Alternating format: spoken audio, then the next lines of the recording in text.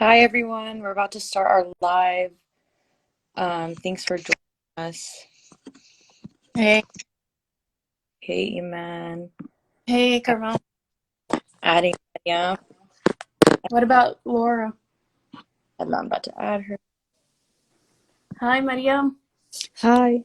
كيفك؟ Hi, تمام، وانت كيفك؟ منيح حمزة. الحمد لله. طمنينا عنك. انا تمام منيحة، وانتو كيفكم؟ كويسين الحمد لله. قعدنا معكم. حبيبتي، اشتقنا لكم. يا وإحنا أكتر والله. Hey, Laura.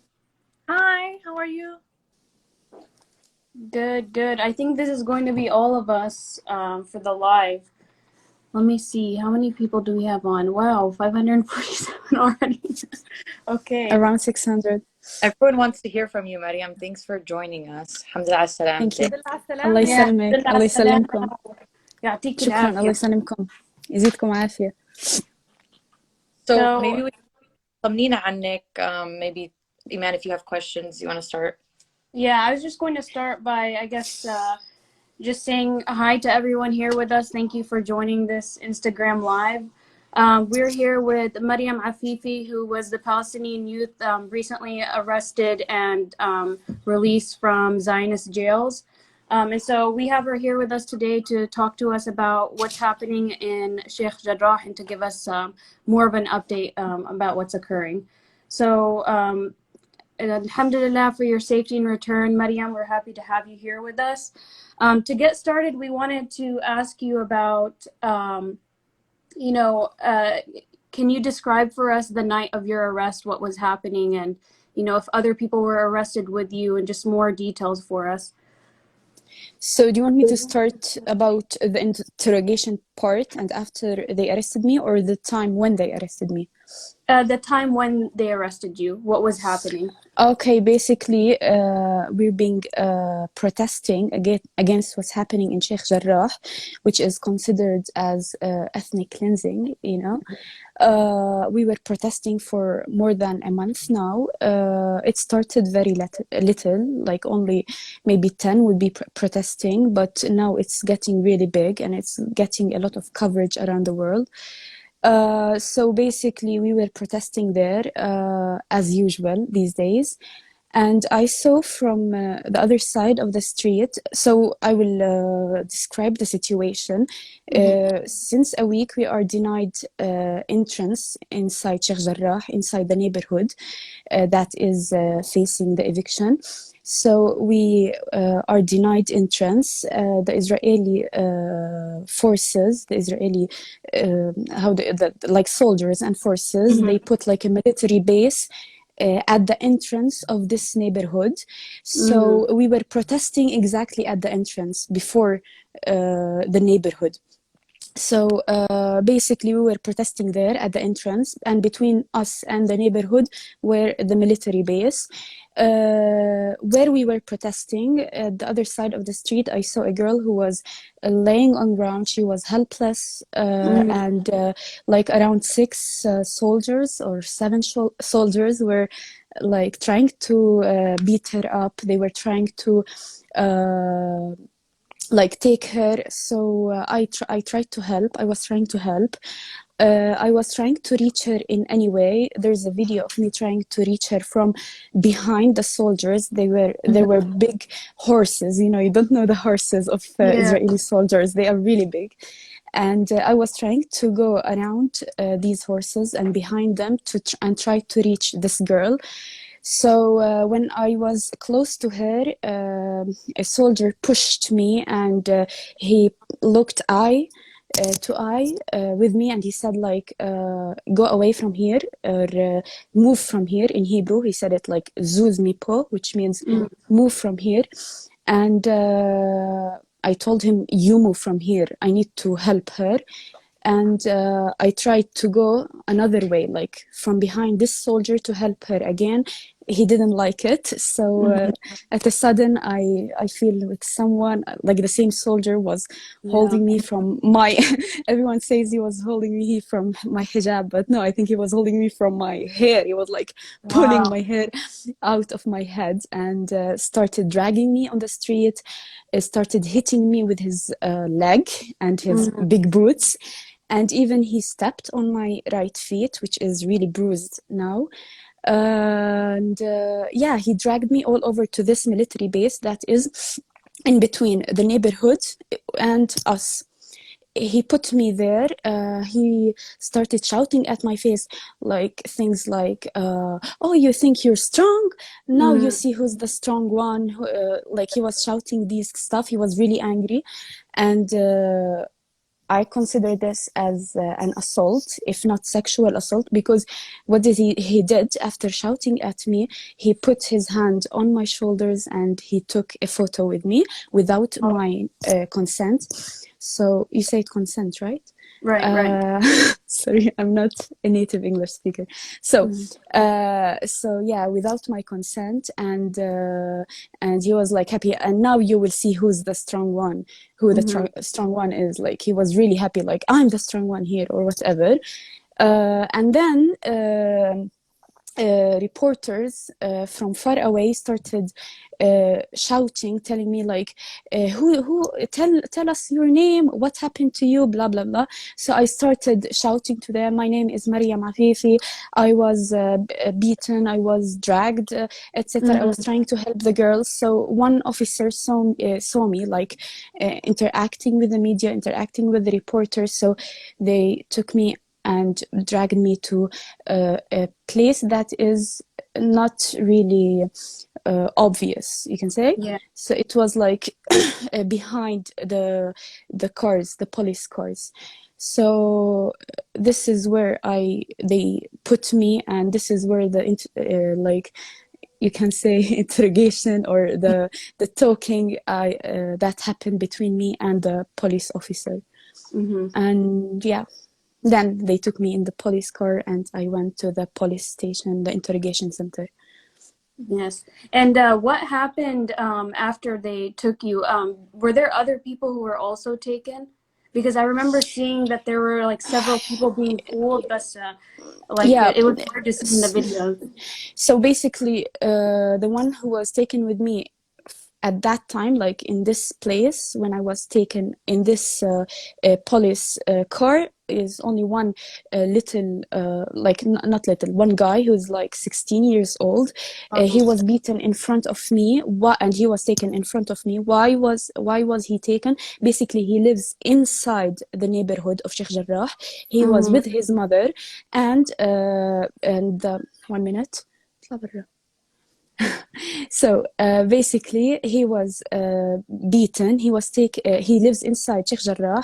When he was trying to pass the military base and to pass the soldiers, him with his mother, the soldier shouted at his mother and he pushed her away. He was really angry. How would you push my mother? So he hit or kicked the soldier, and this is Mm-hmm. why they took him. And he was shouting like, this is my neighborhood, this is my house, like it's just like 2 steps away. His house was Mm-hmm. really 2 steps away from the military base. But yeah, they took him, and he was like 16 years old. When we arrived to the interrogation, I was put with other Palestinians who got arrested in one room. We were 8 in total. 2 of them, I was the only girl. 2 of them were children. One of them is 11 years old. The other is 14 years old. The I think 10 or 11 years old. He was basically, he was telling me his story. He was riding his bicycle, and his older brother called him and he said like, I'm waiting for you, you have 2 minutes to arrive, like to reach me. Yeah. So he decided to take like the easiest way, like, Mm-hmm. or the fastest way. And this fastest way was basically through or close to soldiers, to soldiers. This is why when he passed through them, they took him from his bicycle. They threw his bicycle and took him to this interrogation center. The only thing, what it made me really sad, the only thing that he was worried about, he was not, they beated him actually. His chest was full of bruises. He's 11 years old. Let's just clarify that. So the only thing which made me really sad that he cared about in this place, like all the time he was talking about it all the night, is his bicycle. Like, it was like, what happened to my bicycle? Oh my God, my dad will be so angry of me. I lost my bicycle, etc., etc. So he was so worried and so sad for losing the bicycle. He was not worried about being there. He was not worried about being beaten. The only thing he was worried about is his bicycle. Yeah, I mean, that really just shows you the strength of the youth that are out there protesting right now, and the youth of all members of our community, even the elders, the ones that you see with so many bruises on their face, who are, during Ramadan, they're fasting, they're still out there on the streets.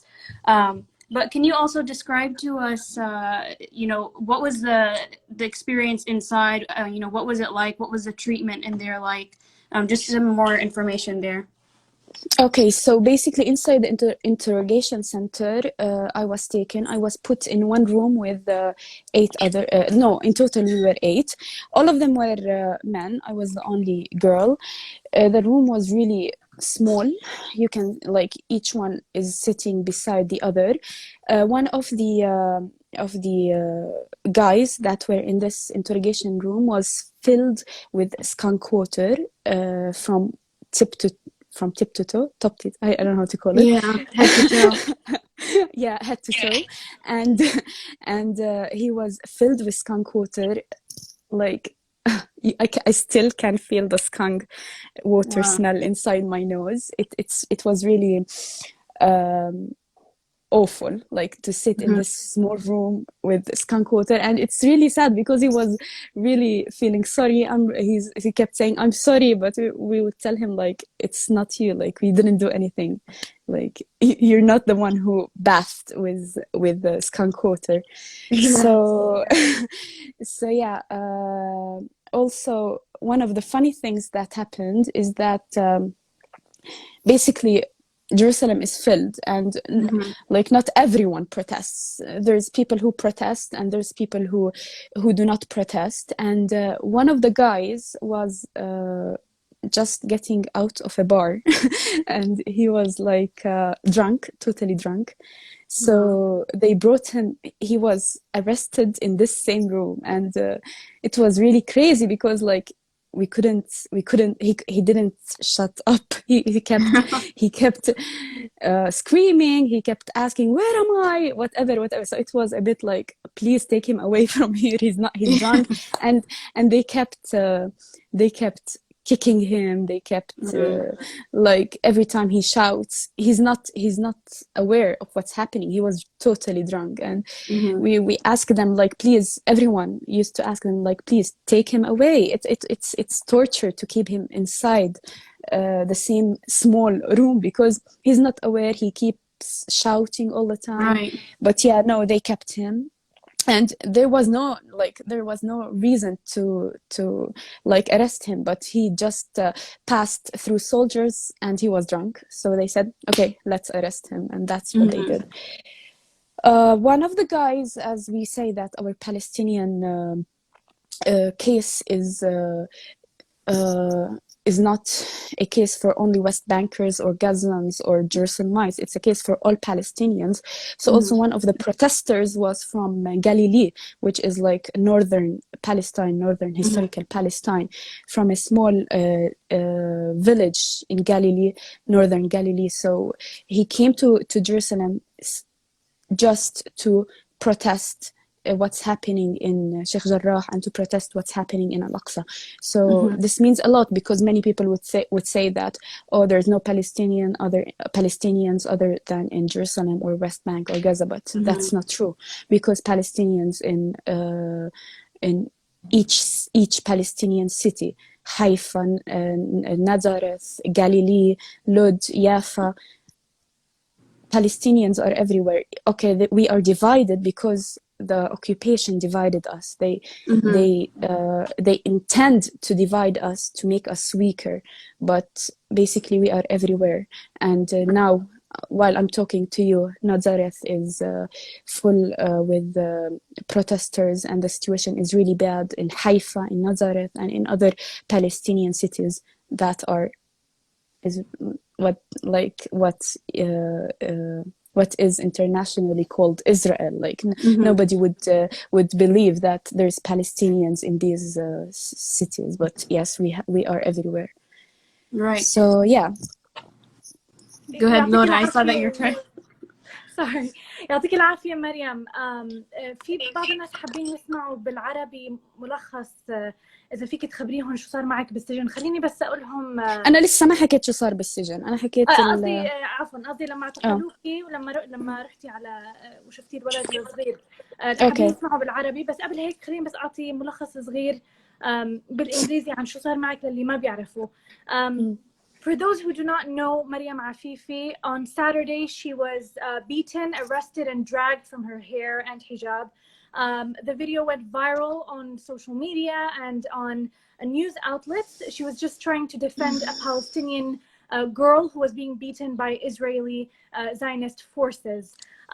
She was arrested and she was released yesterday. She's with us today and she's talking about her experience during the arrest as she was defending Sheikh Jarrah and the Palestinians who were being beaten, as well as what she saw when the Israeli forces took her in. She says that there was, as you know, she says she spoke about a little boy. She's going to speak a little in Arabic just for those who are with us in Arabic who would like to know about what's going on. تفضلي مريم إذا فيك بس تخبريهم بالعربي. اوكي. مرحبا. اللي صار انه صرنا من اكثر من شهر عمالنا بنتظاهر ضد القرار اللي هو اخلاء الشيخ جراح من الفلسطينيين، من اهالي الشيخ جراح الفلسطينيين، واسكان مستوطنين غير شرعيين مكانهم. الاشي الفعلي اللي عم بيصير انه هم بدهم يخلوا الشيخ جراح، بدهم يقيموا السكان الفلسطينيين منه ويجيبوا مستوطنين غير شرعيين عشان يعيشوا محلهم. هذا لا يختلف أبدا عن النكبة. النكبة is ongoing، يعني لسه مستمرة من 1948 ومن قبل 1948 لليوم. التهجير بالشيخ جراح بلش بال 1967. أول عائلة هجرت من الشيخ جراح كانت ب 1967، بعدين عائلات عدة تم تهجيرها سنة 2009. للأسف يمكن السوشيال ميديا ما كانت كتير قوية، أو الإعلام والتغطية ب 2009، مع إنه هذا الحكي قبل 11 سنة، ما كان كتير قوي. العائلات من الشيخ جراح بال 2009 تم تهجيرها، واليوم في مستوطنين ساكنين محلهم بهاي البيوت الفلسطينية. الإشي إنه اليوم بدهم يعيدوا هذا التهجير. إحنا صرنا من أكتر من شهر عمالنا بنتظاهر بحي الشيخ جراح. من أسبوع منعوا دخول المتظاهرين لحي الشيخ جراح، أغلقوا حي الشيخ جراح عملوا على مداخل حي الشيخ جراح ثكنة عسكرية. إحنا صرنا نتظاهر خارج هاي الثكنة العسكرية.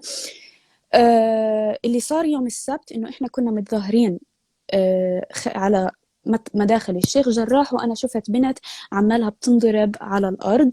سوري، هي يعني كانت واقعة ومستوتة على الأرض، وأنا حاولت إني أروح أقيمها. كان يبين إنه هي مغشي عليها، يعني هي مش واعية. حاولت إني أروح إني أساعدها. رحت أساعدها من وراء الجنود. كان في أخيلة، إيش بيقولوا لهم، أحصنة كتير كبيرة، خيول مش أخيلة، أحصنة كتير كبيرة. حاولت من وراء هاي الأحصنة ومن وراء الجنود إني أروح أساعدها، وطبعا ما كنت الوحيدة اللي أنا راح أساعدها، كتير كان الناس عم بتحاول تقيمها من الأرض وتساعدها. فبيسكلي اللي صار إنه جندي حاول إنه يدفعني ويقول لي زوزني بوين، روحي من هون، ابعدي من هون، تحركي من هون. أنا صرت أقول له إنه أنت روح من هون، وحاولت من وراء أروح أساعد البنت أرفعها. فهو ما عجبه، شدني من شعري، شدني من حجابي، ومرمغ في الأرض زي ما بنحكي بالفلسطيني، مرمغ يعني هيك شحطني بكل الأرض ووداني على الثكنة العسكرية. وهو يشحطني، كان يضربني، دعس على إجري هلأ اليمين منفوخة، ووداني على هاي الثكنة العسكرية.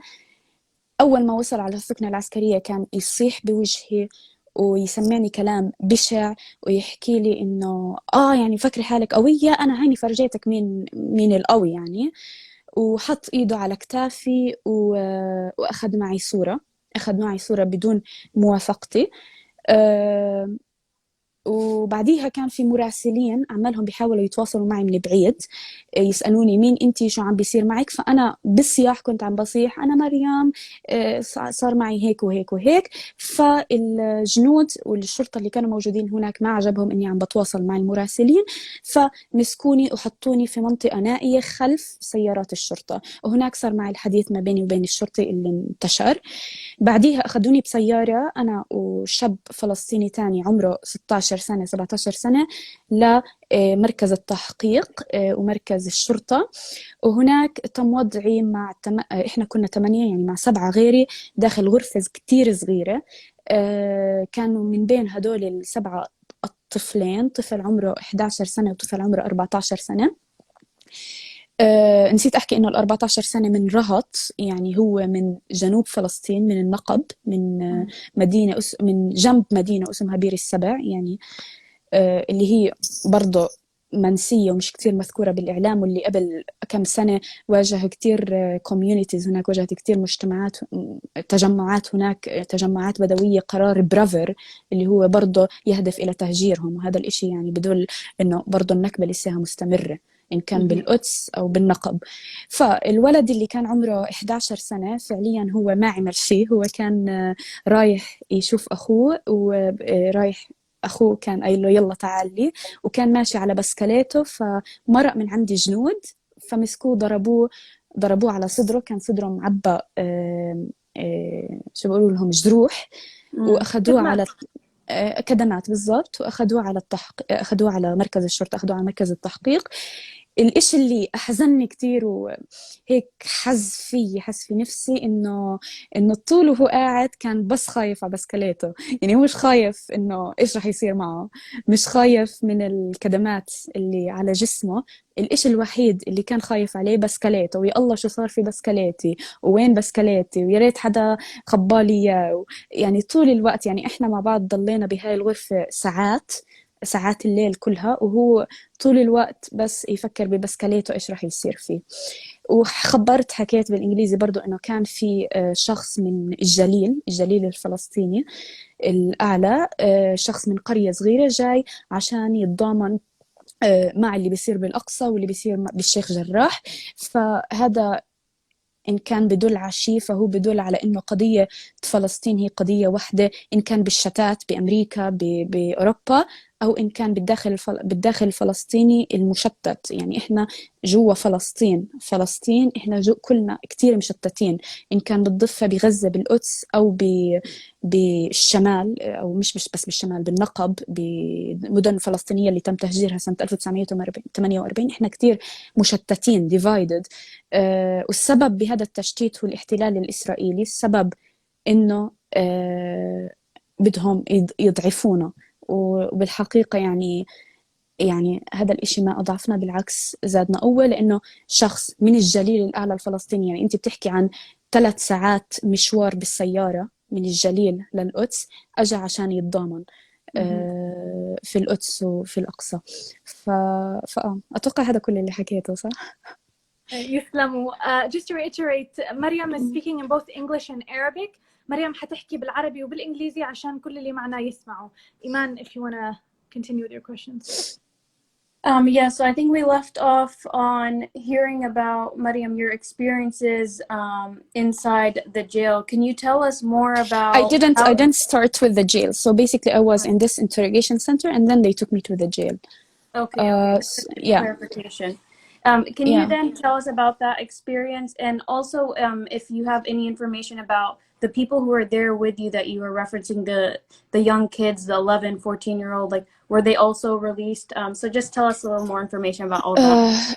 Yeah, so basically after in this interrogation center they would take one by one to be interrogated. I was taken to be interrogated.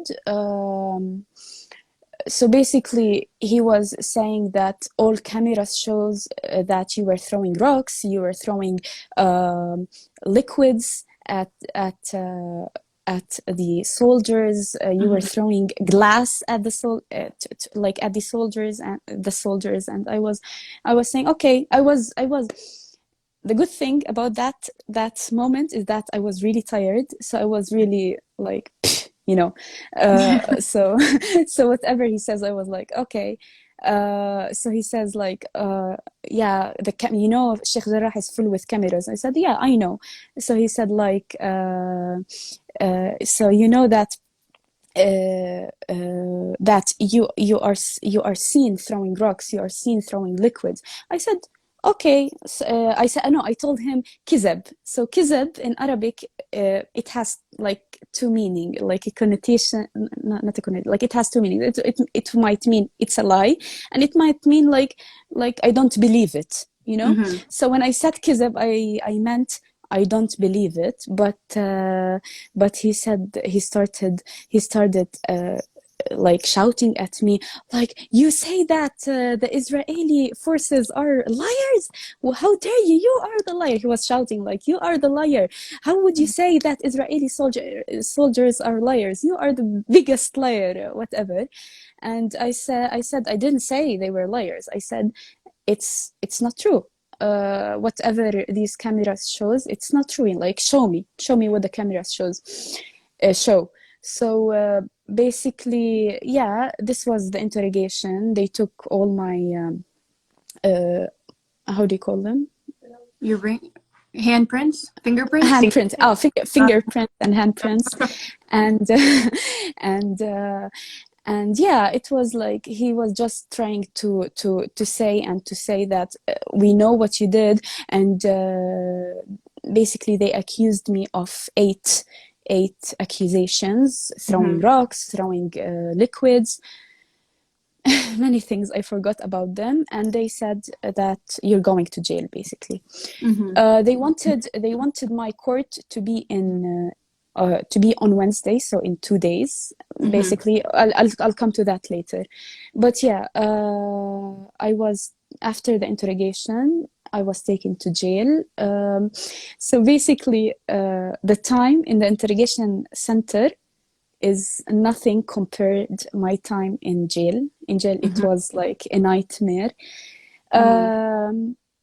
One thing that I would like to mention is that I think the worst thing in being in these places is not knowing the time, like not knowing, is it noon, is it night, not knowing how long have passed. Like, I would think that hours have passed, but it would be like 1 hour, you know. So that's one thing. So you wouldn't know how long have you stayed there, you wouldn't know what's the time. I think the idea of waiting, you know, waiting for something is really, it's not an easy thing to experience. It's so their tactic of breaking you down mentally. This is what they do so that they can break you down more, and so that they can get you to talk about what they want. Yeah, I'll tell you, in jail, what's their real tactic against me to break me mentally and psychologically. So when I was taken to jail, I was put in this cell that is really small cell. I was alone in this cell, and from the time I was put in this cell, I felt it was a bit cold for me. Maybe it wasn't that cold. That cold, but I'm a person who gets cold really quick. So the first thing I told the soldier, please not lower the temperature, like please like turn off the AC. I'm not a person who handles cold, and I'm a total stupid for saying this, because the thing that they used against me is getting me cold. So from the time I said this, he kept lowering the temperature. From the time I entered the cell to the time I was released, I was shivering to death. I was like, you know, I kept shouting, please give me a blanket, please give me a jacket, please lower, how do you turn off the AC? I was shouting at them, like, and even one soldier came to me. He opened like the window of the cell, and he said, like, if you kept shouting AC AC, or in Hebrew mazgan mazgan, I will kick your face, like راح أضربك books. Yeah, wow. Yeah. So I kept shivering, and from the time I was arrested until the time of being in this cell, I wasn't really frightened. I wasn't really, it was okay for me. I was fine, but when I was shivering from cold, I started really crying. Like, I was like, please, I would ask them, like, please keep me here, do anything to me, but like, shut down the AC or turn off the AC. That's the only thing I was telling them. Or get me a jacket, get me a blanket. Like, I don't mind, keep me here, just get me a blanket. Right. So To yeah, clarify, yeah. all of this time you were by yourself too, right?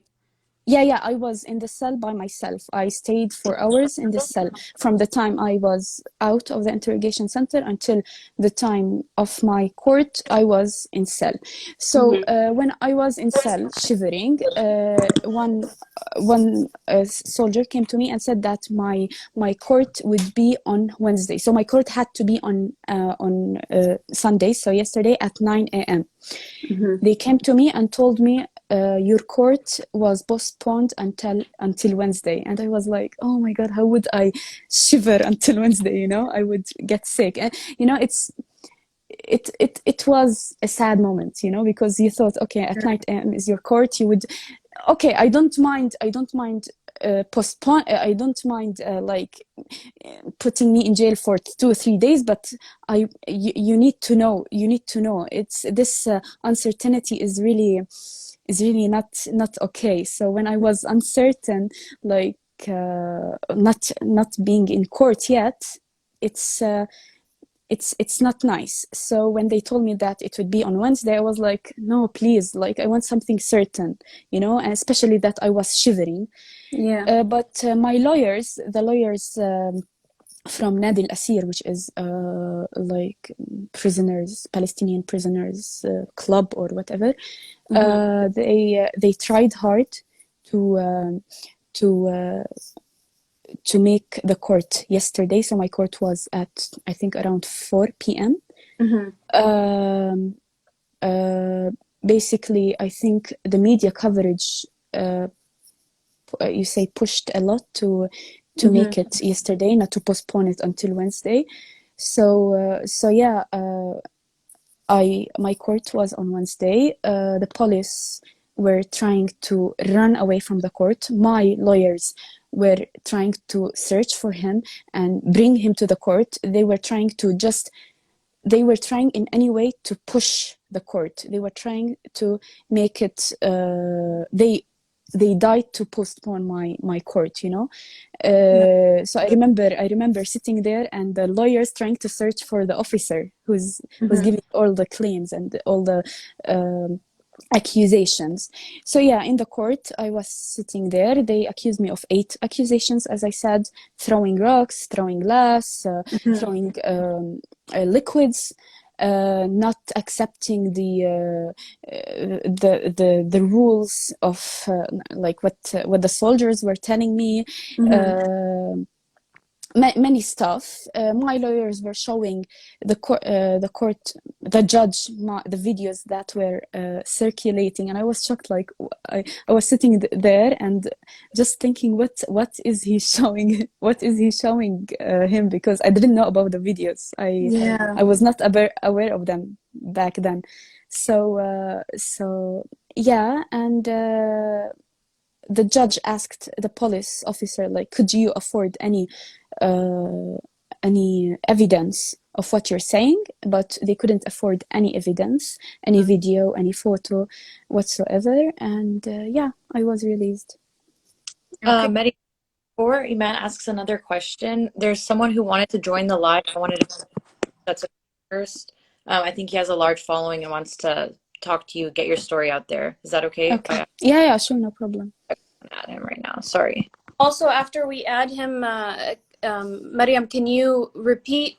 You don't have to go into all the details you mentioned if you don't want, but if you can just repeat it in Arabic for us, because we have people asking for Arabic as well.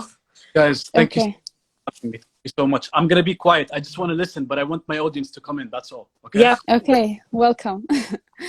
Okay, I should repeat it on Arabic now, right? Yeah. Okay, basically وين وصلت بالعربي؟ وصلت إنه أحكي إنه كنت في الزنزانة، كنا إحنا 8 وكان في 2 أطفال وأنا كنت البنت الوحيدة. كانوا ياخدوا واحد للتحقيق، أنا أخذوني للتحقيق. ما ذكرت هذا الشيء بالإنجليزي بأنه المحقق كان تبعي يهودي، مع أنه المحقق كان لازم يكون عربي، بس أنا تبعي كان يهودي بس حكى معي بالعربي. الإشي إنه بلش يحكي لي إنه أنت بتعرفي إنه كل الكاميرات صورتك وعنا صور وفيديوهات بتفرجي إنه أنت بترمي حجار وأنت بترمي أزاز وأنت بترمي مي على أنت بترمي سوائل مش مي، بترمي سوائل على الجنود وبتقاطعي عملهم وإلى آخره. قلت له كذب.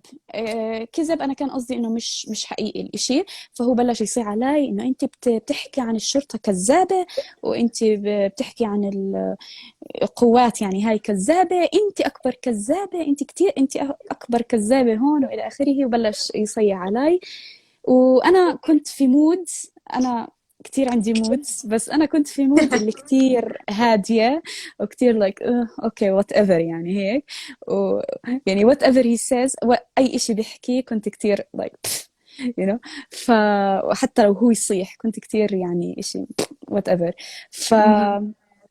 فاللي صار إنه رجعني على هاي السل وبعديها أخذوني على السجن كان في منطقة تانية. بالسجن حطوني جوا زنزانة صغيرة. وأول ما دخلت السجن أول ما دخلت الزنزانة أنا خبرت الجندي اللي دخلني إنه بليز أنا ببرد. وهذا كان أغبى شيء أنا حكيته، لأنه هاي كانت طريقتهم بالضغط علي إنه يبردوني كتير. فأنا من وقت يعني كل اللي قبل دخل الزنزانة أنا ما كنت منكسرة، ما كنت مهزوزة، ما كنت خايفة، ما كان في شيء. بس لما دخلت الزنزانة بلشوا، لأني قلت لهم إني ببرد، بلشوا يوطوا الحرارة كتير وكنت أصيح عليهم بليز like 10 مرات 20 مرة 100 مرة أصيح بدي جاكيت، بدي حرام، بدي خففوا الحرارة، اطفوا الاي سي. ما يردوا أبدا. كانت معاملتهم خرع على الآخر، سيئة جدا. بعدين فصرت أبكي وقتها، صرت كتير أبكي إنه أنا كتير بردانة من وقت ما دخلت الزنزانة هاي، وأنا كنت هيك أرجف وصرت أحاول أمشي وأعمل رياضة عشان أدفي حالي، بس ما كان كتير نافع الإشي. حتى في جندي أجا وصار يحكي إنه إذا بتضلي تحكي مزقان راح أضربك بوكس على وجهك. مزقان بالعبري معناها AC أو مكيف. فاللي صار بعديها كانت الشرطة بكل الطرق عمالها بتحاول إنه تأجل محاكمتي ليوم الأربعاء. ما كانوا بدهم يعملوا محاكمتي يوم الأحد. أنا المفروض كان عندي محاكمة يوم الأحد الساعة 9 الصبح.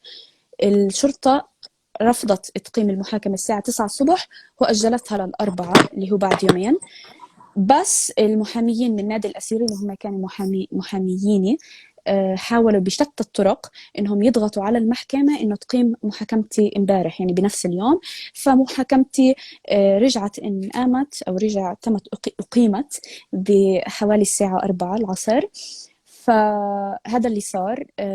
أقيمت محاكمتي. الشرطة كانت تحاول تتهرب من المحاكمة، المحاميين كانوا يحاولوا يلحقوا الضابط عشان يجيبوه على المحاكمة، هو كان بيحاول يتهرب عشان المحاكمة ما تصير. تمام. فالمحامي تبعي حتى عصب كتير إنه إيش عم بتهربوا، يعني إيش عم بيعملوا. بالآخر جابوا المحامي، قدم 8 تهم ضدي اللي ذكرتهم قبل شوي، بس ما قدر يفيد ما قدر يلاقي أي أدلة. الضغط الإعلامي اللي صار علي والفيديوهات اللي انتشرت عني بحس إنه كان له أثر، وإله أثر على الضغط على القضاء يعني بالإفراج عني. وبرضه لأنهم ما لقوا أي دليل، خاصة الأدلة اللي كانت موجودة عند محامية اللي هي الفيديو وأنا أنضرب والفيديو وأنا أنشحت، كانت دليل كافي. فتم الإفراج عني امبارح الحمد لله. عن جد الحمد لله. وبس يعني أتوقع هذا اللي صار أو هذا اللي حكيته بالإنجليزي. Okay. And Mariam, can you tell us also, on average, do you know how much the other people that were taken, how long they've stayed inside the Israeli jails? Okay, so basically I don't know, but Okay. but when I was getting out of the court, I saw the young kid who is 11 years old being dragged inside to a court. So so yeah, that I was really like I was really telling him like go like don't worry, we are with you, etc. But until now I don't know what happened to him. One thing that I forgot to mention is that when they put cuffs around you and around your feet, it's really how do you say it, torturing. It would go inside your skin. It's really torturing. And I remember like when they were dragging me to the court, I was walking and I stood up and I was telling the officer, I was like, I can't walk, stop it, like I can't walk. And he was like saying, move. And I was like, listen to me, I want to talk. I can't walk with they are like how to say it, like they were the cuffs were inside my skin. And even my dad, he was with the audience there like looking, and he was shouting like the cuffs are inside her skin, like release them a little, but they didn't release it. So yeah, I mean that's absolutely terrible. They do everything they can to make the experience even more difficult for you and more terrible, so that they can crack you, and like you said, mentally, physically, in every way possible. And so I think we also wanted to ask some questions about what's happening around Masjid Al-Aqsa, because we saw, we're seeing all the videos, and today we saw that there were so many trees up in flames. So if you can just tell us a little bit about Masjid Al-Aqsa and what's happening around there. So basically the situation is really chaotic right now. When we're talking, I can hear the booms, the gas bombs, or I can hear the bullets, what they call them, the rubber bullets, and I can hear the police. I can hear the shoutings. The situation is really horrible. The attack against Masjid Al-Aqsa started in Laylat al-Qadr, which is the most important night, most important day in Islam, if you know. And the first thing they did is that, every Laylat al-Qadr, people from all around Palestine would come to Al-Aqsa to pray in it, because it's the most important night. And so the people praying would estimate like maybe 10,000. Many people would come and pray in Al-Aqsa Mosque. The first thing they did is that the buses coming from all over Palestine to pray in Al-Aqsa Mosque were denied entry, were in the most important street, like high street, coming from the north to Jerusalem. So they put how do you call it? Barricades, exactly, in this high street. Like imagine a high street, like most important high street, with a barricade in it. And any bus that is coming, they used to stop it and asking the people, seeing if they're coming to Jerusalem or not. They would stop it and let them be down or come back, like go back to their places.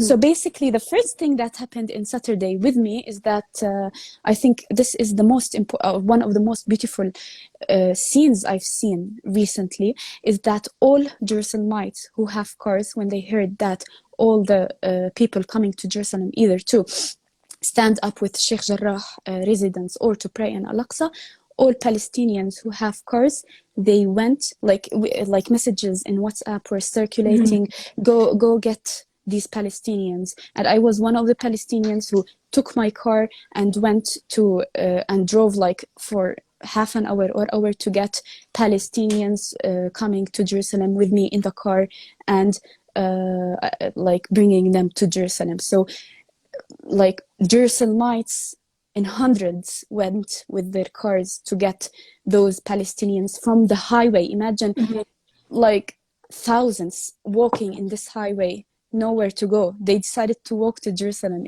Imagine half an hour by car trip. They would walk it to Jerusalem, and it was really hot. They were fasting. It was crazy. So one of the things that happened on Saturday is that when they saw that Palestinians are coming, like Jerusalemites are coming to take these Palestinians with their cars, they put the barricades and started asking each car now, like if it's Palestinian or not. They stopped. So what did they do? What did the Palestinians or Jerusalemites do? They closed the highway that is on the other side. So there's the side that's coming to Jerusalem. This is what the Israelis have stopped. And what did Jerusalemites do? They stopped the highway that is going out of Jerusalem.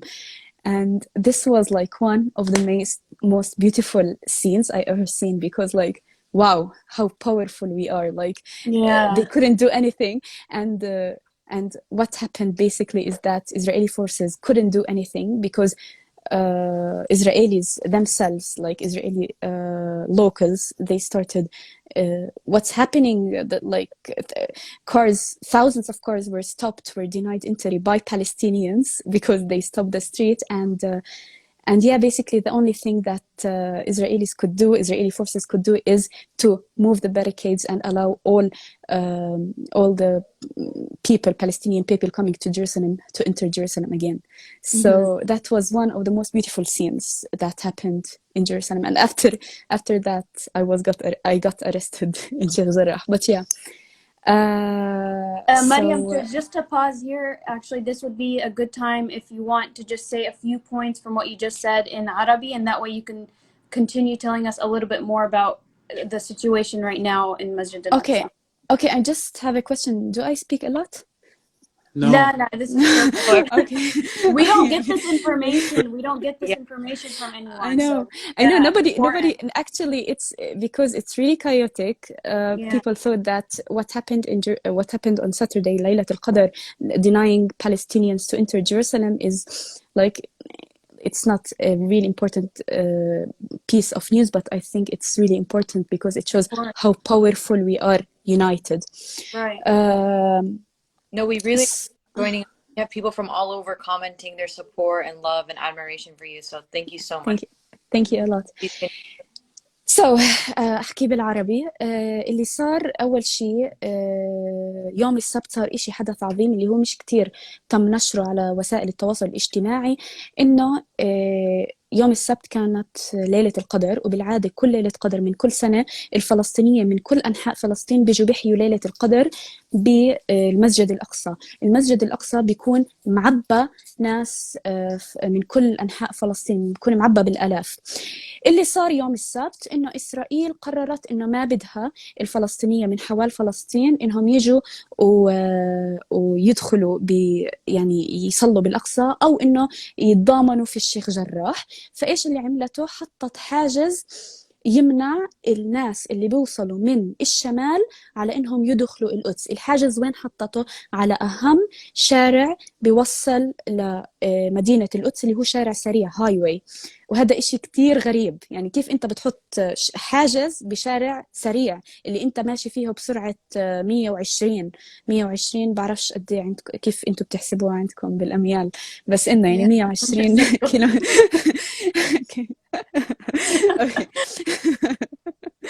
اوكي فبيسكلي حطت الحاجز وكانت توقف اي باص، لانه بالعاده الفلسطينيه بيجوا بباصات وتشوف اذا هم فلسطينيه فتقول لهم ارجعوا على وين جيتوا، على المدن او القرى اللي جيتوا منها. فالفلسطينيه كانوا يرفضوا، كانوا ينزلوا ويمشوا، قرروا انهم يمشوا. تخيلوا شوب كتير كانت، يعني حر كتير، صايمين وقرروا انهم يمشوا بطريق بالسياره اذا بدك تمشيها بدها نص ساعه، وهاي واي فيش لا شجرة ولا شمس هيك فوق راسك. قرروا إنهم يمشوا. بهديك اللحظة بلشت رسائل الواتساب تنبعت: يا جماعة آلاف الفلسطينية عمالهم بيمشوا بالهاي واي، بالطريق السريع رقم 1، لأنه إسرائيل منعتهم من الدخول بالبساط. فبلشوا يعملوا واتساب جروبس إنه أي حدا معه سيارة من القدس اطلعوا جيبوا الفلسطينية من الشارع الرئيسي. وفعليا كلنا طلعنا، يعني جد أنا رحت هناك آلاف السيارات طالعة من القدس، بس ناس تركت أشغالها، تركت كل إشي وطلعت تجيب الفلسطينية من الشارع الرئيسي. لما إسرائيل عرفت عن هذا الموضوع، أو الحكومة الإسرائيلية عرفت عن هذا الموضوع، حطوا الحاجز كمان مرة وصاروا يوقفوا السيارات يشوفوا إذا هل أنت سيارة فلسطيني وجاي تدخل فلسطينية معك على القدس. يعني هم فعليا كانوا مسكرين القدس. فلما الفلسطينية المقدسية، يعني الناس اللي من القدس، عرفوا هذا الإشي، سكروا طريق اللي طالع من القدس. هلا طريق في هاي واي داخل على القدس وطريق طالع من القدس، سكروه، وقفوا سياراتهم هيك بالعرض وسكروا الطريق. آلاف السيارات وقفت، سيارات إسرائيلية وسيارات فلسطينية. إسرائيل، القوات الإسرائيلية والشرطة حاولت بأي طريقة إنه توقف هدول الفلسطينية. وأنا عندي فيديوهات كتير من هاي اللحظة، وعن جد كتير حابة أنشرها لأنه عن جد الإشي كتير كان واو وكتير كان عظيم. بس يعني الشرطة الإسرائيلية ما قدرت إنه تعمل ولا أي شيء، ما قدرت إنه تمنعهم يوقفوا. فالإشي الوحيد اللي قدرت إنها تعمله إسرائيل وقتها إنه تزيل الحواجز وتسمح للفلسطينيين إنه يدخلوا. بنظري هذا، يعني هاي الإشي اللي صار بهداك اليوم بنظري من أجمل الأشياء اللي صارت، لأنه بتفرجي قد إيه إحنا لما نكون مع بعض قد إيه إحنا بنكون قوايا، وقد إيه بيكون عظيم الإشي. عن جد فرحتي بهداك اليوم كانت كتير، بهداك الإشي اللي صار كان كتير عظيم، لحد ما تم اعتقالي بالليل. Okay, Mariam, thank you for the Arabic as well. Now, if you can just move into a conversation about what is happening now at Masjid Al-Aqsa, because this morning we woke up to news that some of the news was being blocked, the internet was being cut out, and that we weren't able to get all of the information coming out. So if you could just give us some information of what the situation is now, so that our viewers have a better understanding of what's happening. So basically today is the day of Naksa, or the day when what Naksa is the day when Israel occupied Jerusalem. So basically, you know, in 1948 half of Jerusalem was occupied, not all Jerusalem, and the West Bank was not occupied as well. The western Jerusalem was occupied, or the west of Jerusalem was occupied in 1948, and the east of Jerusalem was ruled by the Jordanian country. And then in 1967 they occupied Jerusalem again, or the eastern part of Jerusalem. Until today, the Israelis they celebrate this day, and they call it the Jerusalem Day. In thousands, they protest and they walk in Jerusalem from one place to the other, and their main point would be going to Al-Aqsa Mosque, like not going, like forcing themselves inside Al-Aqsa Mosque. They would how they call it, like to wait I need Yeah, بالعربي. نسيتها بالعربي. انه يقتحموا Invade. like invade. Exactly, thank you. Okay. يقتحموا المسجد, so to invade the Al-Aqsa Mosque. So basically this is what happens usually every year, and this is what happened today. They invaded Al-Aqsa from all gates of Al-Aqsa. Usually they invade from one gate, which is we call it Bab al-Magharbe, the Moroccan gate. And but today the invasion was from any like more than one gate from Al-Aqsa Mosque, of Al-Aqsa Mosque. And what's happening, basically many things. First of all, the situation in Sheikh Jarrah it's not stable. Protesters are denied entrance to Sheikh Jarrah, as I said before. For 3 days in a row, it's in Damascus Gate. In Damascus Gate, it's like a war zone. In Al-Aqsa Mosque, since Laylat al-Qadr, which it was on Saturday, it's also a war zone. What happened on Laylat al-Qadr, basically, people were praying. They were praying the 12th rak'ah from Taraweeh, and suddenly bombs and like gas bombs and tear bombs and rubber bullets started showering like rain. Exactly. All the people who were praying, they started running away, because like, what would you do? Even my dad was praying, but he's a doctor, so the first thing he did was to go to the medical center in Al-Aqsa Mosque, and while he was treating the injured, he got a bullet, like a rubber bullet, on his hand, like while treating the injured. They invaded the medical center in Al-Aqsa Mosque. Many Palestinians lost their eyes with these rubber bullets. Many people would ask, how would you lose your eye with a bullet? Just go and take a look of a rubber bullet. So many Palestinians lost their eyes. I think in total, I think from 2018 or 2019 until today, 20 Palestinians lost their eyes completely, and many others, other than those 20, lost at least one eye from these rubber bullets. So basically, that's what happened. They started the invasion of Al-Aqsa Mosque on Saturday.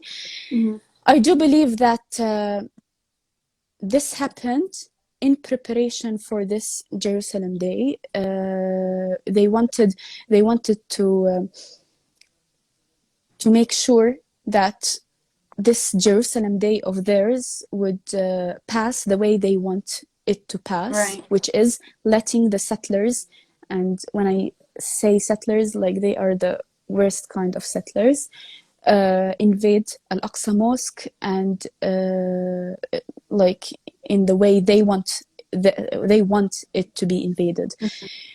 So from Saturday night, which was Laylat al-Qadr, until today, Al-Aqsa Mosque and Damascus Gate is a war zone area.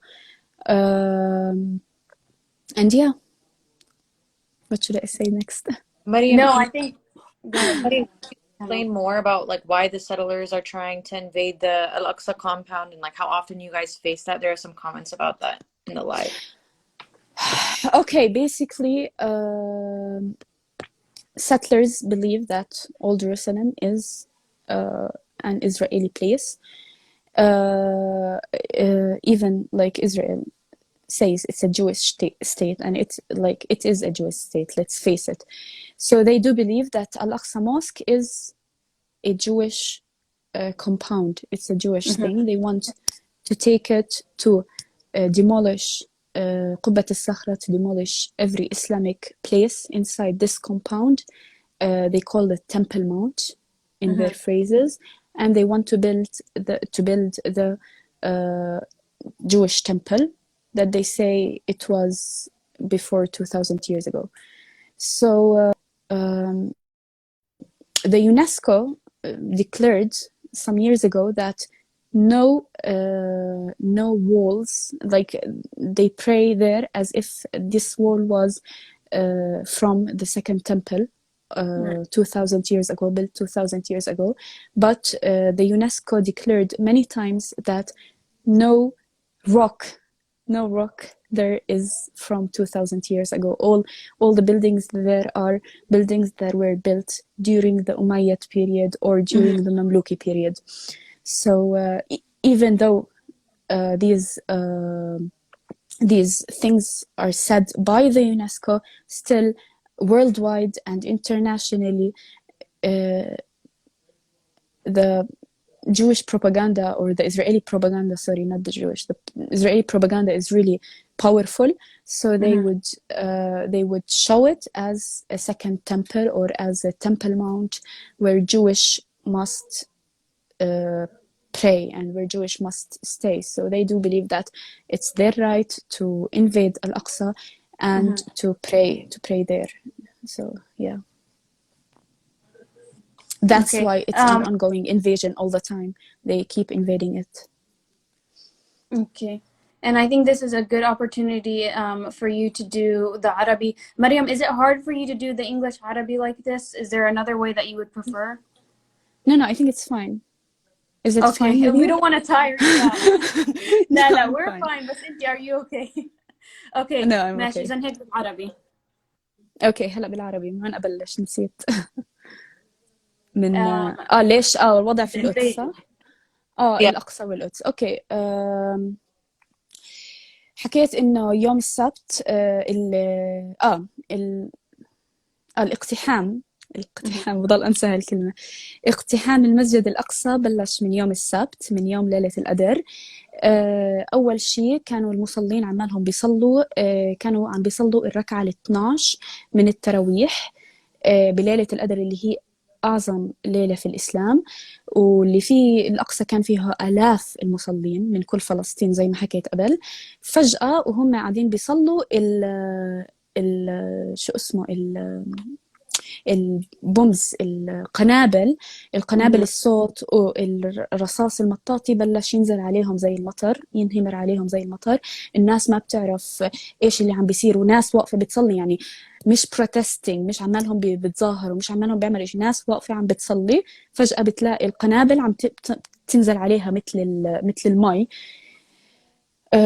مثل الشتاء. فكل المصلين طبعا تبعدوا وحاولوا انهم يتخبوا داخل المسجد القبلي ومسجد قبة الصخرة. بس برضو إسرائيل رمت أو القوات رمت قنابل داخل المساجد بحد ذاتها.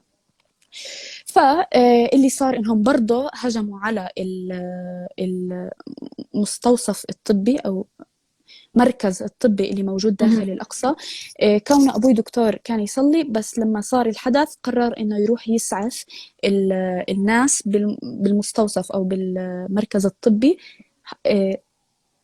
أجت رصاصة مطاطية عليه وهو عم بسعف الناس، لأنهم هم قصفوا المستوصف، مش قصفوا سوري، يعني يعني قعدوا يطخطخوا رصاص مطاطية على المستوصف الطبي، على المركز الطبي، يعني على already هم جرحى وعلى الأطباء وعلى الباراميديكس. يعني هذا الإشي وين بيصير؟ وين مقبول هذا الإشي إنه تيجي تطلق رصاص على ناس عمالها ناس مصابة already. اللي صار إنه من يوم السبت لحد اليوم الأقصى ساحة حرب، دماسكس جيت اللي هو باب العمود ساحة حرب. باب العمود يعتبر، يمكن كتير منكم سمع عن أحداث باب العمود اللي صارت قبل فترة. باب العمود يعتبر مركز كتير مهم، لأنه إسرائيل بتحاول بأي طريقة إنها تحوله لمركز يهودي.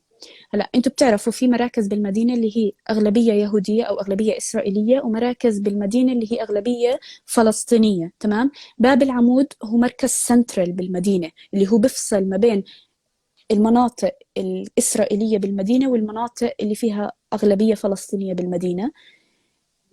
المركز السنترال هذا هو اليوم فلسطيني. إسرائيل بتحاول بأي طريقة إنها تحوله ل خلينا نحكي مركز يهودي أو مركز إسرائيلي، إنه ما بدها إنه الناس اللي بتكون قاعدة فيه. إحنا كفلسطينية من القدس أكتر وقتنا إذا بدنا نروح محل بدنا ننبسط، وين بنروح نقعد في باب العمود. هي إسرائيل مش عاجبها هذا الموضوع، هي بدها تحوله لمركز إسرائيلي، بدها تحوله مركز لتجمهر إسرائيلي، إنه الإسرائيليين هم اللي يتجمهروا فيه، هم اللي يقعدوا فيه، البسطات اللي تكون بسطات إسرائيلية مش بسطات فلسطينية. فهذا الإشي ما زبط، كانوا بيحاولوا يعملوه إذا بتتذكروا في بداية رمضان قبل الأسبوعين 3، بس الحمد لله انتصرنا بهذا الإشي. بس اليوم من يوم السبت لحد اليوم باب العمود ساحة حرب، قنابل صوت، قنابل غاز، رصاص مطاطي. الوضع كتير مجنون. وبرضه الصخرة سوري مش الصخرة، المسجد الأقصى قبة الصخرة والمسجد القبلي برضه ساحات حرب.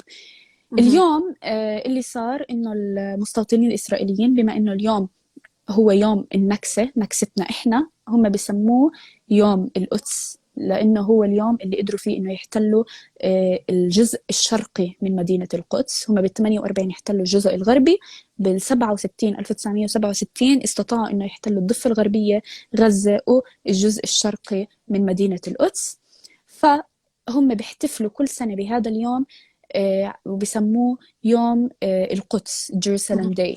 فهم هدفهم الأساسي بيكون بهذا اليوم إنه يقتحموا المسجد الأقصى، لأنه هم بيآمنوا إنه المسجد الأقصى لازم ينهدم، لازم يتم إخلاؤه من أي شيء إسلامي، وإنهم يبنوا محله تمبل أو هيكل يهودي. فهذا اللي بيصير، مع إنه وهم بدعوا وهم بيدخلوا بيصلوا هناك، لأنه بيحكوا إنه شو اسمه الحجار اللي موجودة في المسجد الأقصى هي حجار بتعود للتمبل اليهودي اللي انبنى قبل 2000 سنة. أنا ما بنفي يعني ما بحكي عن حقيقة وجود التمبل أو غيره، بس أنا بحكي إنه اليونسكو أقرت أكثر من مرة إنه الحجار اللي موجودة بالمسجد الأقصى مش حجار بتعود ل2000 سنة، هي حجار انبنت إما بالفترة الأموية أو بالفترة المملوكية. I just want to declare that it was not on Saturday, it was on Thursday. Okay, so كان الإشي يوم الخميس مش السبت. sorry تلخبطت في بالي الأيام. معلش. Okay, so let me just get my phone. I had to put my phone on the charger. لحظة. Mariam, I had another question for you. You know, we've seen a lot of pictures of youth who have been arrested, and a lot of them show them grinning in the face of the occupier. Same with you with your footage when you were arrested. Can you speak to that, and like what's the morale of the youth on the streets? What's their role? Things like that. Sorry, can you repeat the question because there was a lot of noise? Yeah, for sure. My question is, we've seen a lot of pictures of youth smiling after they're being arrested in the hands of the occupier, and we also saw footage of youth same, and that's been so powerful for us youth in the diaspora and youth across the world. So can you just speak to that and how you see it and things like that?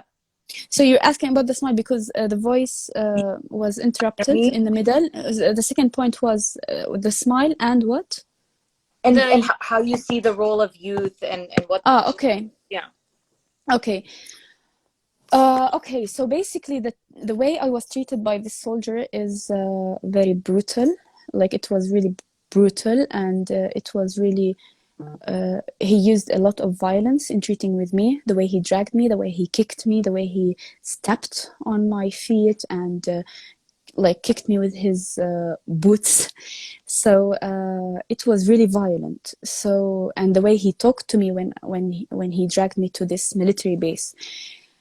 So basically, I do believe that because he treated me this way, it just shows that he's only weak. Like you won't use this kind and this way of violence if you're not weak. If you're powerful with your position, why would you go with violence? Why would you treat anyone with such violence? And why would you be so angry of me of trying to help a girl or whatever? Why would you be this angry when you speak to me or shout to me? Why are you angry?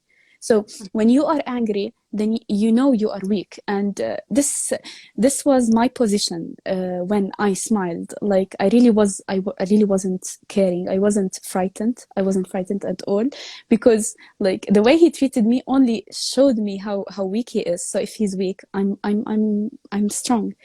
And I do believe I'm strong because I know that I'm standing for the right side, and I know I'm standing for the right case. So when I smiled, many people would say that I was smiling for cameras, but no, honestly, I didn't see any camera. I was so from my place I could see protesters there, and I would see people that I was protesting with there. So I would like look at them and I smiled to someone I know. And basically this smile would show was like a way of me showing them and trying to say like, I'm okay, I'm not frightened, I'm fine, I'm strong. And honestly, I wasn't frightened. I wasn't feeling how they call it, like maksure, mahzouze. How would you say it in English? Like broken, shaken up. Yeah, no, not at all. I was like really relaxed, whatever. Okay, you show me you're strong now. No, I'm strong. You know, I'm not the strongest here. So, because what I did is right and what I believe in is right. It's not, I do believe it's a humanitarian case. Like if I go to someone in, I don't know, Mozambique or Kuala Lumpur or whatever, Southern America, and tell him like, get out of your house because I want to live in this house and you be homeless. Like, would he accept it? Would anyone accept? It's a humanitarian case and everyone should know about it. Like, it's not accepted. Is it? Do you accept it if I tell you a story of someone who was kicked out of their houses because settlers from the US, most of them are from the US, are coming and who have houses in the US and who have buildings and who have like enough money to buy as much houses as they want, come to my house and tell me, go out, I want to live in your place. So yeah, basically nobody would accept this. It's not a Palestinian issue. It's an international issue. Everyone should stand for this because like it's not logical, you know. It's really not logical. And of course, why, if you want to ask, if many people would say like, why would they do this? Why do they do this in Sheikh Jarrah? I know I'm off topic now, but I can talk about it. Is that Sheikh Jarrah is in the center of Jerusalem. You can go from northern Sheikh Jarrah to southern Sheikh Jarrah without passing through southern Jerusalem without passing Sheikh Jarrah. You can go from eastern Sheikh Jarrah to western Sheikh Jarrah to eastern Jerusalem to western Jerusalem without passing through Sheikh Jarrah. They want to make the center an Israeli center. That's right. One. Two, there's this bigger Israeli dream of Jerusalem is to make Jerusalem from the east, which is the Dead Sea, to the west, which is Mediterranean Sea, a Jewish like a Jewish line, you know, to make it as a Jewish line from the Dead Sea to the an Israeli line from the Dead Sea to the Mediterranean Sea. So two places are in the middle of this line, Sheikh Jarrah and Khan al-Ahmar.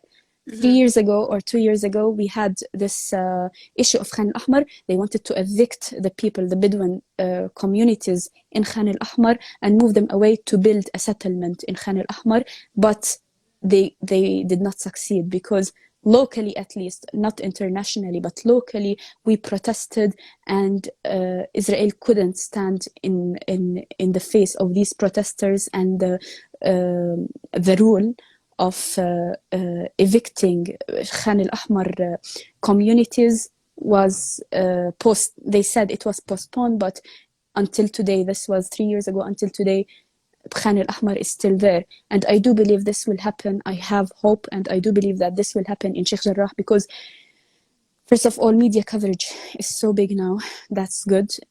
I hope internationally it's so big, but now I do believe it's really big, especially with the live thing, like Instagram live. And as well as protesters, like in Jerusalem, Palestinian protesters, they are protesting every day from more than 1 month ago until today. They are protesting against this. And I do have hope that it will not gonna pass. Right. Thank you so much, Mariam. I can't express to you how much you've been an inspiration to all of us here. You should, I don't know if you're seeing the comments, but everyone's talking about how much of a hero you are and how proud of you. And also all of the youth in Palestine, we are so proud of every member of our community, from the 11-year-old to the 80-year-old tata who's like walking down the highway to get to Masjid Al-Aqsa. The final thing, and this is something that many people here are asking, is how they can show their support, what you think that we should be doing here in the international community. So if you could just speak. So I do believe is that don't wait for the news to come to you. Search for the right news, because fake news and Israeli propaganda is circulating everywhere. They have a lot of money for their media and for their news. They want to show the world that they are the only democratic state in how do you call it, the Middle East. Middle East, well, yeah. Exactly. Search for the right news and show the world that no, it's not a democratic state. If it shows support, it doesn't really, but if it shows support to the LGBT community, it doesn't mean it's the only democratic state in the Middle East. People around, because I meet a lot of people around the world, they would give this example that okay, but Israel is the only country that Middle Eastern country that shows support to the LGBT community. Okay, well, I do support the LGBT community, but like, excuse me, don't pink wash us, you say it, because like, even if you support LGBT community, it doesn't mean that you're a democratic state. You're using this as like as a sign in front of the world, look, we are democratic. But no, it's not a democratic state, because it's an occupation and it's an oppressor. So search for the right news in order to let's say, like, to be aware of the real situation of what's really happening in Palestine and what's really happening in this land. And so yeah, be more powerful than the fake news, and more powerful than the Israeli propaganda. So Mariam, we really appreciate it. And I want to say also for all of our viewers right now that we have millions of protests happening all over the US and Canada. So please follow the Palestinian Youth Movement and make sure to check out our Instagram page to see where protests are happening around you. Most of the protests are happening on Nakba Day, which is May 15th. So please check that out and show out in large numbers. And finally, I just want to ask if any Carmel and Nadir, if you guys have any final questions, comments, anything you'd like to hear. Carmel, please go ahead. Yeah, just Mariam, thank you so much for joining us. It was so nice to meet you, and thanks for sharing your story. Thank you. That happened. And yeah, everyone, thank you for having me. Please, if you want to organize a rally in your city, feel free to DM our Instagram page and we can help you set something up. It's really important that we mobilize and show our people in Palestine that we're taking notice to what's happening, and we're standing up for them wherever we find ourselves in the world. Mariam, I just want to say one thing. I'm so proud of you. And thank you.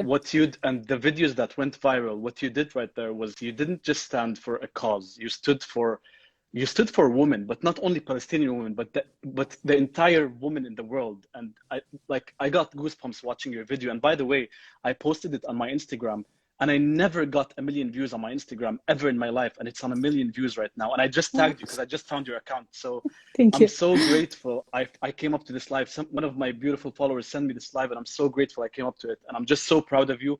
الله يسعدك والله يحميكي والحمد لله على سلامتك. I'm here for you. إذا بدك أي شيء مني أنا بس بعتي لي message. My platform is yours. Thank you. Just remember that, please. Also, you guys. شكرا كتير. Thanks, Nadir. Thanks for joining us. Can I say something, like, yes, last word? Please. So I do believe that the real activist and the real patriot is an educated one, and is one that has that is cultured. Do you say this word? like he's like a real activist is an educated activist. So yeah, one of the things that I ask everyone is educate yourself about everything. Have a tool. Always have a tool. My tool is now my voice, the way I what I talk, what I speak, but also my music. I play an instrument, and I use this instrument as my tool to be to show the world my message as a Palestinian. I'm a member of the Palestine Youth Orchestra, the first Palestinian youth orchestra, and we tour the world with our music. We do each summer we do concerts all around the world. But last year we didn't have because of COVID-19. But yeah, music can be a tool. Dancing can be a tool. Literature can be a tool. Everything can be a tool. So use all this as a tool to show the world that yes, there are Palestinians. The world doesn't know about us a lot. They don't. We need to share ourselves. We should share ourselves. I've been around and I know that they don't hear about us. People wouldn't like news about Palestine or whatever. It would be high news. You say it. Let's make it not high news. Let's make it we are here. We exist. We do exist. It's not something. Palestine is not something that was only before 1948. Palestine is something that is still happening today. That is still standing today. So we should show the world this through our literature, through our music, through our dances, through everything. So yeah, and of course through our protesting. So that's my message. Thank you so much, Mariam, for this beautiful message. We really appreciate it, and inshallah, we hope to hear from you some more and from the youth, the youth in Sheikh Jarrah, and keep us updated about what's happening. And just as Nader said, our platform is yours. So anytime you have updates that you want to share, we'd love to have you with us. Thank you a lot. Thank you. guys. Bye, everyone. Thank you a lot. joining Thank us. you for having me. Assalamu alaikum. Thank you. Bye. How do I get out of this? I'm gonna end.